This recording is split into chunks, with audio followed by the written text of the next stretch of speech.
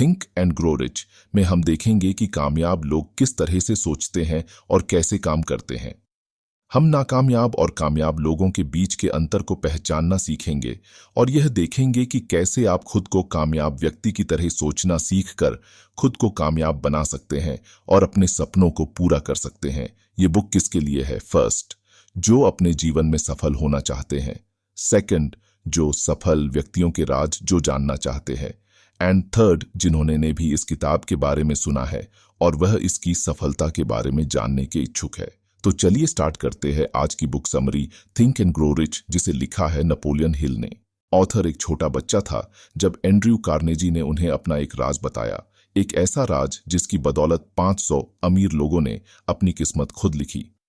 Napoleon Hill इसे 20 सालों तक ढूंढता रहा और आखिर में उन्हें पता चला कि सक्सेस किसी भी प्रोफेशन या करियर में मिल सकती है और एक अनपढ़ या कम पढ़ा लिखा इंसान भी एक अमीर बन सकता है। और ये सीक्रेट लेखक अपने रीडर्स के साथ बांटना चाहता है कि आखिर कैसे 500 अमीर लोगों को अपनी जिंदगी में इतनी बड़ी सफलता मिली।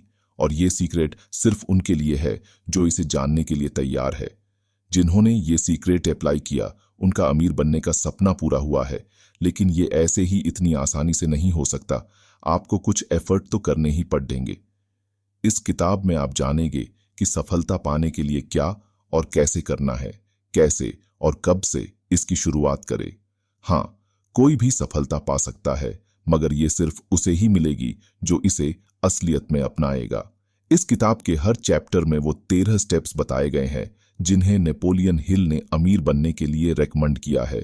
कोई भी इन स्टेप्स को अपनाकर अपनी जिंदगी सक्सेसफुल बना सकता है। अगर आप अपनी जिंदगी में पैसा, मान सम्मान, पर्सनैलिटी, सुकून और खामोशी चाहते हैं तो इसका राज आप उन अमीर लोगों से जान सकते हैं। जैसे जैसे आप ये 13 स्टेप्स पार करेंगे उस सीक्रेट के और करीब आते जाएंगे।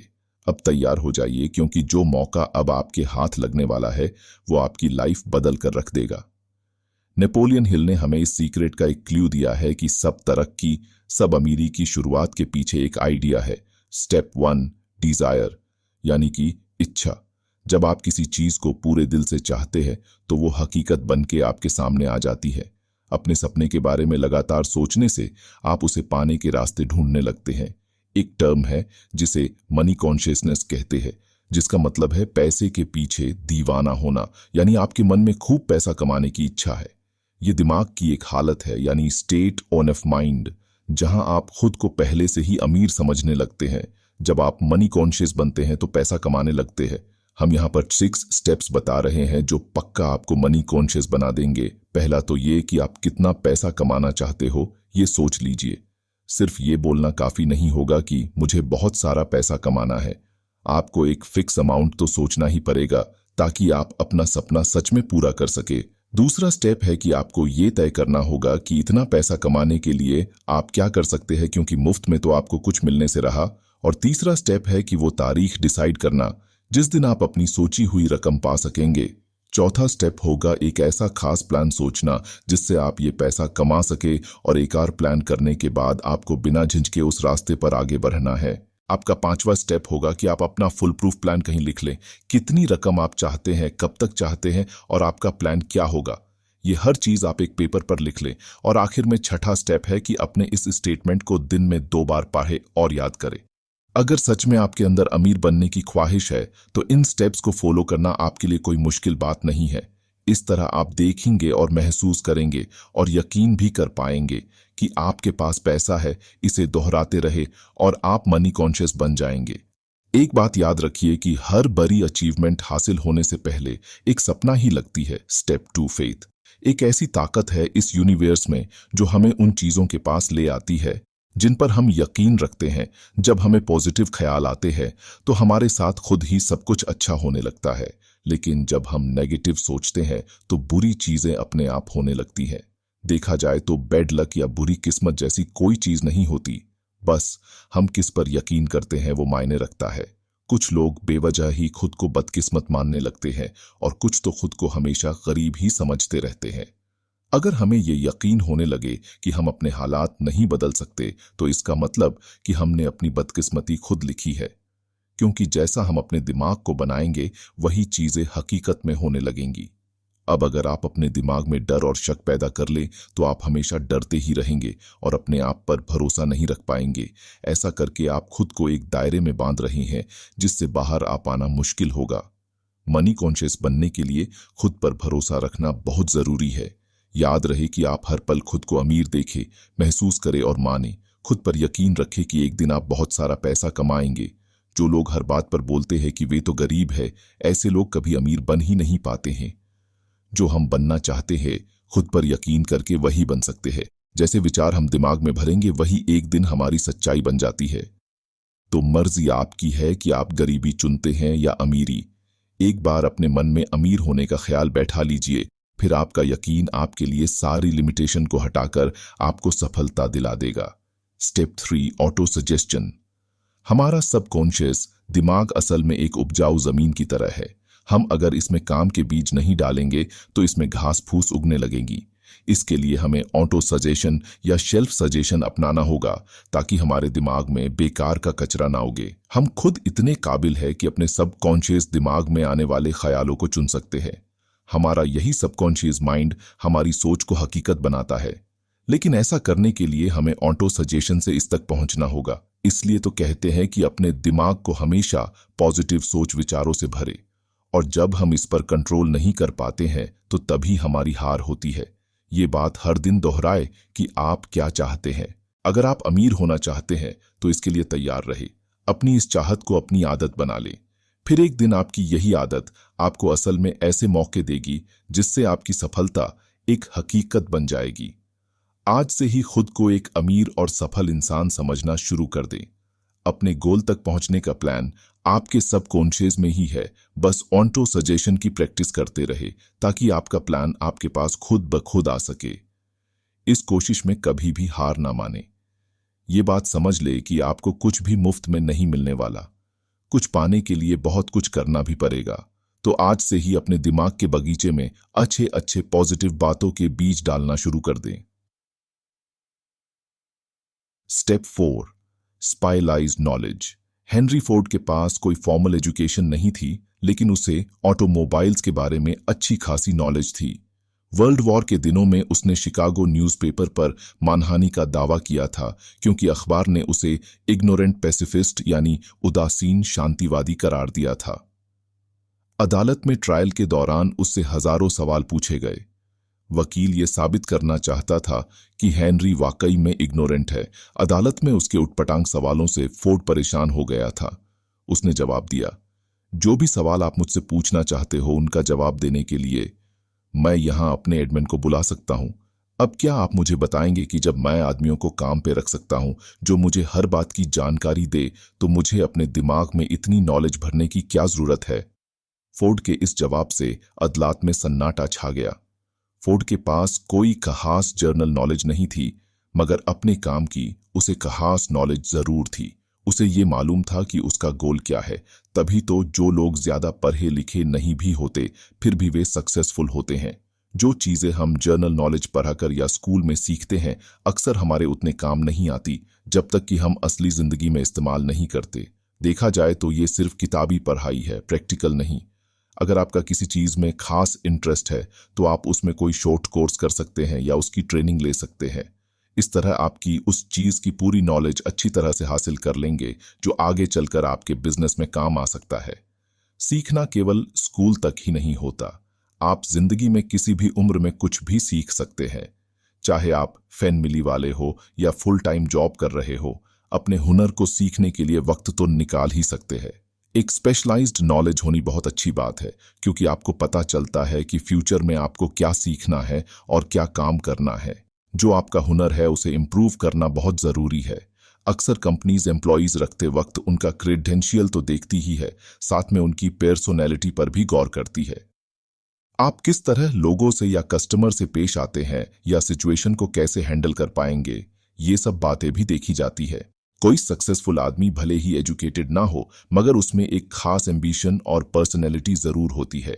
याद रखिए कि जो इंसान स्कूली पढ़ाई को ही सब कुछ मानकर सीखना बंद कर देता है वो हमेशा मामूली इंसान ही बनकर रहेगा। वो भले ही एक मुकाम हासिल कर ले मगर सक्सेस तभी हासिल होती है जब आप जिंदगी में कुछ ना कुछ सीखते ही रहते हैं। Step 5, imagination. बहुत पुरानी बात है। एक बार एक बूढ़ा देशी डॉक्टर एक केमिस्ट की दुकान पर गया। उसने दुकान के जवान क्लर्क को कहा कि उसकी कैटल और लकड़ी का पैडल काफी पुराना हो गया है। क्लर्क ने उसे एक नई कैटल और वुडन पैडल $500 में खरीद लिए। ये रकम उस डॉक्टर की जिंदगी भर की सेविंग जितनी थी।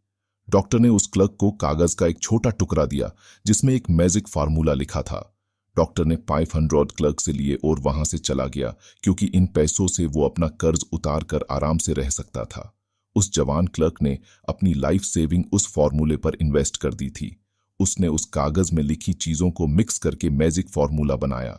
उस कैटल में उसके हाथ एक किस्म का सोना लगा था जिससे शुगर इंडस्ट्री चलाई गई और जिसकी वजह से लाखों लोगों को रोजगार मिला। इसने साउथ के एक छोटे से शहर को बिजनेस कैपिटल बना डाला। इस तरह वो पुरानी कैटल सारी दुनिया के काम आई। जानते हैं उस कैटल में क्या मिक्सचर बना था? Coca Cola. जी हाँ, उस मिक्सचर से जो चीज बनी वो कोका कोला थी, और जिसने ये मिक्सचर बनाया उस क्लर्क का नाम था असा कैंडलर। लेकिन कोका कोला की सफलता का सीक्रेट वो कागज का पुर्जा नहीं था, वो थी असा कैंडलर की इमेजिनेशन।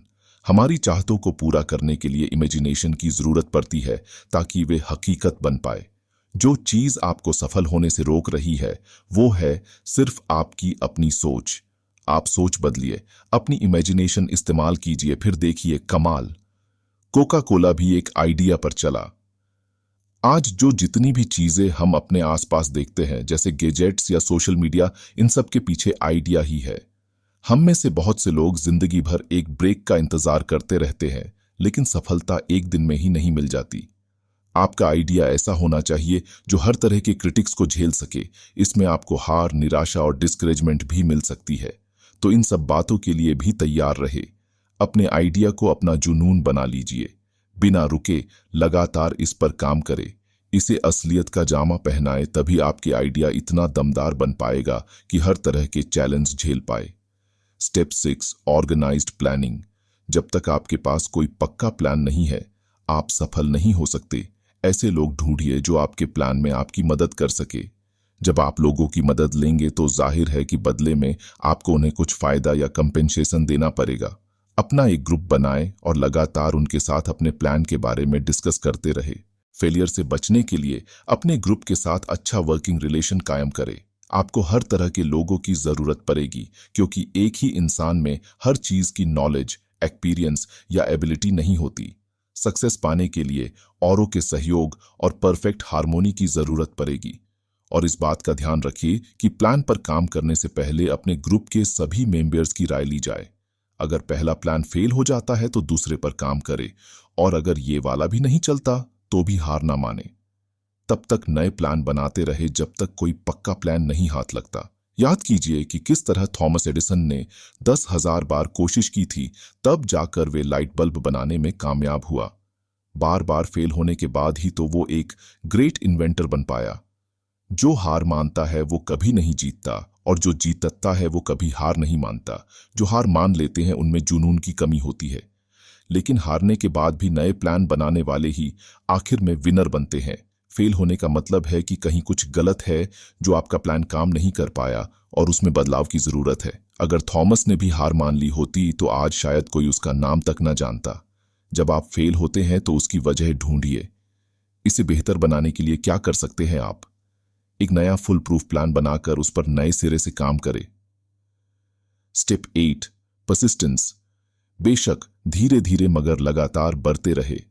आखिर कहीं से तो चलना शुरू कीजिए, तभी तो सफलता एक दिन हाथ लगेगी। लगातार अपनी मंजिल की तरफ चलने से पहले अपनी मंजिल चुन लीजिए। आप क्या हासिल करना चाहते हैं और क्यों, ये जानना बहुत जरूरी है, तभी आपको मोटिवेशन मिलेगी। खुद पर यकीन रखिए कि आप इतने काबिल हैं। आपके अंदर वो स्किल और नॉलेज है जो आपको सक्सेस दिला सकती है। अपने लिए एक सही प्लान तैयार करें। जो इस प्लान में आपकी मदद कर रहे हैं, उन साथियों के साथ अच्छा रिलेशन मेंटेन करें। अपनी विल पावर को परख ले, फिर अपने प्लान पर फोकस करें। सबसे पहले जरूरी है कि अपने मन का डर भगा दे। जो डरता है वो कुछ नहीं कर पाता है। कितने ही ऐसे लोग हैं जो एक बड़े ब्रेक के इंतजार में बैठे हैं। कोई मनपसंद जॉब या बिजनेस अपॉर्चुनिटी उनके लिए एक बड़ा ब्रेक हो सकता है, लेकिन ऐसे लोग डिसअपॉइंटेड रहते हैं। ब्रेक पाने के लिए उतने ही एफर्ट्स भी करने पड़ते हैं, ये अचानक नहीं मिल जाता। लेकिन हम अपना बिग ब्रेक पा सकते हैं जब हम इसके लिए एक प्लानिंग करते हैं और उसके रास्ते पर लगातार बढ़ते रहते हैं। अब कुछ लोग ऐसे भी होंगे जिन्होंने अपनी स्ट्रॉन्ग डिजायर और खास प्लान से ये मौका पाया होगा मगर सफल नहीं हो पाए। ऐसा क्यों? क्योंकि उन्होंने आसानी से गिव अप कर लिया। एक बार फेल होते ही उन्होंने हार मान ली और प्लान ही छोड़ दिया। मगर ये हार तो टेम्परेरी थी, इस बात को वे भूल गए। हार का एक ही जवाब है और वो है आगे बढ़ते रहना। तो कैसा लगा समरी कमेंट में जरूर बताइएगा। और अगर आपको किसी और बुक का समरी सुनना है तो उस बुक का नाम कमेंट करें। साथ ही वीडियो को लाइक, शेयर एंड चैनल को सब्सक्राइब करना ना भूले। मिलते हैं नेक्स्ट बुक समरी में। तब तक के लिए नमस्ते।